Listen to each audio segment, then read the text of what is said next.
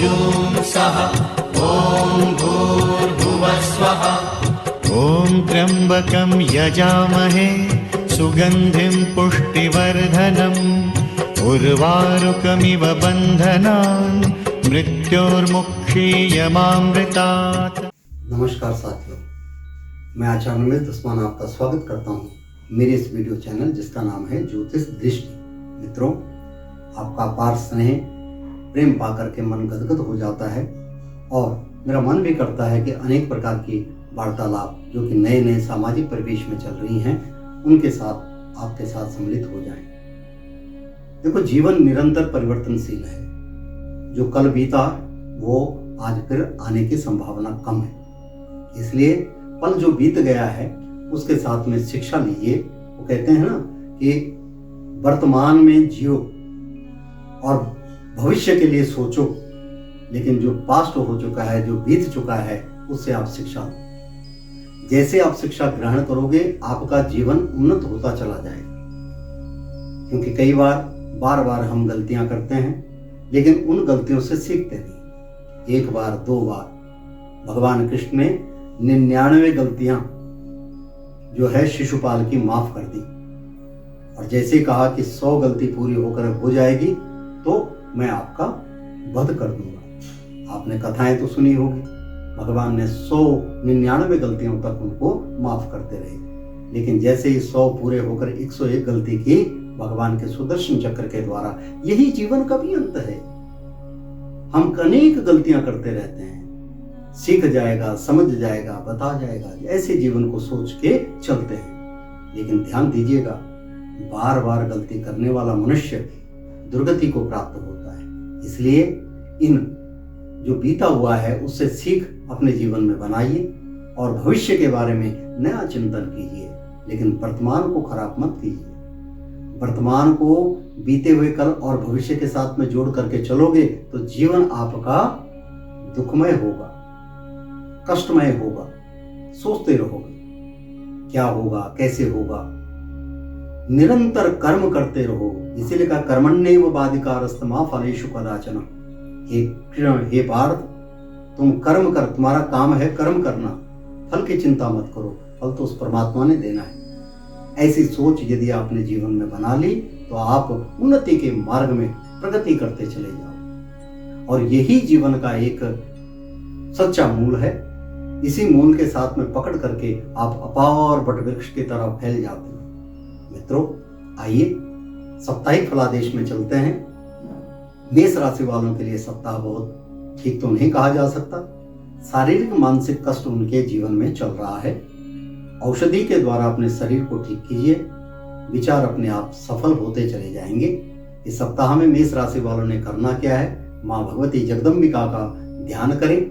सर्व मंगल मांगल्ये शिवे सर्वार्थ साधिके शरण्ये त्र्यंबके गौरी नारायणी नमोस्तुते। भगवती का ध्यान करने से आपकी मनोकामनाएं पूर्ण होती। वृष राशि वालों के लिए समय अच्छा है। लाभ, उन्नति, धन ऐश्वर्य की वृद्धि होगी। नए काम की रूपरेखा बनेगी और सहयोग भी पूर्ण मिलता रहेगा। वाहन का भी सुख प्राप्त होगा। मिथुन राशि वालों के लिए समय अच्छा चल रहा है। लाभ, उन्नति, धन ऐश्वर्य की वृद्धि, मान सम्मान बढ़ेगा, मित्रों से सहयोग प्राप्त होगा, अनेक प्रकार की सफलता आपके चरण चूमेगी। कर्क राशि वालों के लिए भी समय ठीक चल रहा है। किसी प्रकार का कोई कष्टकारी नहीं है। हाँ, थोड़ी सी ये चिंतन है कि आप अपनी वाणी पर भी संयम रखिए, क्योंकि कहते हैं कई बार वाणी की कटुता के द्वारा आपका जीवन त्रस्त हो जाता है। इसलिए मीठी वाणी का प्रयोग करें तो सफलता प्राप्त होगी। सिंह राशि वालों के लिए समय अच्छा है। धन ऐश्वर्य की वृद्धि होगी, मान सम्मान बढ़ेगा, मित्रों से सहयोग मिलेगा, परिवार में सुख आनंद की समृद्धि होती चली जाएगी। कन्या राशि वालों के लिए समय ठीक चल रहा है। धनेश्वर की वृद्धि, मान सम्मान, अनेक प्रकार की सफलता आपके जीवन में आएगी। वाहन सुख आपको प्राप्त होगा, मित्रों से पूर्ण सहयोग मिलेगा। कन्या के बाद तुला राशि में चलते हैं। तुला राशि वालों के लिए समय थोड़ा सा कारोबार की दृष्टि से देखा जाए तो थोड़ा सा हीन होता चला जाएगा। विद्यार्थी लोगों के लिए समय बहुत अच्छा है। धन और परिवार में सुख आनंद प्राप्त होता रहेगा। तुला राशि वालों के लिए सहयोग की भावना बनी रहेगी, मित्रों से अनेक प्रकार की सफलता और आपको मिलती रहेगी।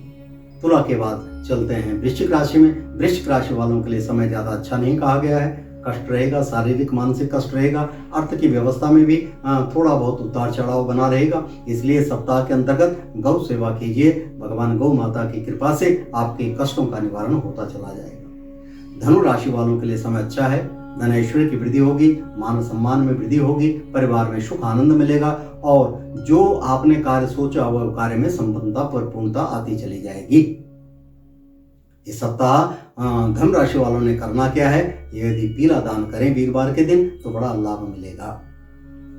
धनु के बाद मकर राशि वालों के साथ चलते हैं। मकर राशि वालों के लिए समय ज्यादा अच्छा नहीं कहा गया है, शारीरिक कष्ट रहेगा, वाहन से चोट लगने की संभावना बनी रहेगी, इसलिए समय का ध्यान रखें, सचेत होकर के वाहन चलाएं और मित्रों से असहयोग होने की संभावना बनती है। इस सप्ताह करना क्या है, हनुमान जी का ध्यान करें, संकट कटे मिटे सब पीरा, जो सुमरे हनुमत बलबीरा।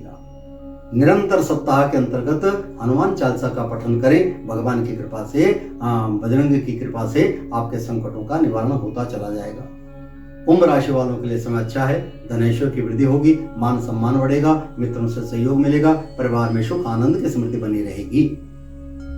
मीन राशि वालों के लिए समय बहुत लाभकारी है, धन ऐश्वर्य की वृद्धि, मान सम्मान बढ़ेगा, मित्रों से सहयोग मिलेगा और धन ऐश्वर्य का मान अनेक प्रकार से सफलता मिलेगा। धर्म के काम काज में आपको सफलता प्राप्त होती चली जाएगी, परिवार में सुख आनंद मिलेगा, सुखद समाचार मिलने की पूर्ण संभावना है।